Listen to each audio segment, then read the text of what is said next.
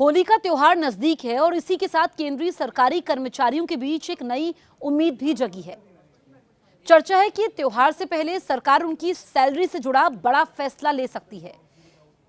दावा किया जा रहा है कि मार्च के पहले हफ्ते में महंगाई भत्ते यानी डीए को लेकर अहम घोषणा हो सकती है। अगर ऐसा होता है तो लाखों कर्मचारियों और पेंशन भोगियों की आमदनी में सीधा असर दिखाई देगा। ये खबर इसलिए भी खास है क्योंकि 7वां केंद्रीय वेतन आयोग 31 दिसंबर 2025 को पूर्ण हो चुका है।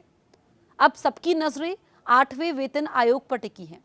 कर्मचारियों के बीच सवाल उठ रहा है कि नई वेतन व्यवस्था में उनकी बेसिक सैलरी और महंगाई भत्ते में क्या बदलाव होंगे।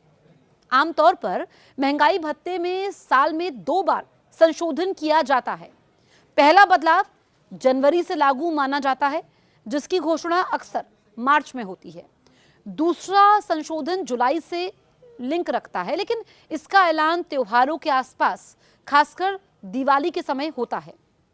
इस बार जनवरी 2026 का डीए संशोधन ज्यादा अहम है क्योंकि ये 7वें वेतन आयोग के खत्म होने के बाद पहला बड़ा बदलाव होगा। ऐसे में उम्मीद की जा रही है कि 8वें वेतन आयोग की प्रक्रिया आगे बढ़ने के साथ ही सरकार होली से पहले डीए बढ़ोतरी की घोषणा कर सकती है।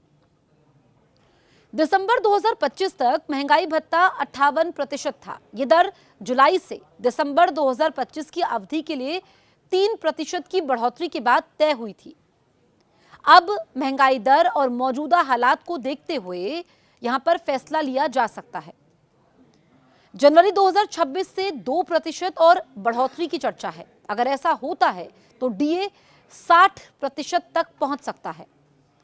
हालांकि 2% की वृद्धि पिछले 26 सालों में सबसे छोटी बढ़ोतरी मानी जाएगी, लेकिन ये सबसे कम नहीं होगी।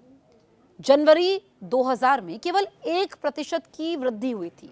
वहीं जनवरी 2007, 2018 और 2025 में 2% की बढ़ोतरी दर्ज की गई थी। यानी छोटी वृद्धि भी कर्मचारियों की सैलरी पर असर डालती है।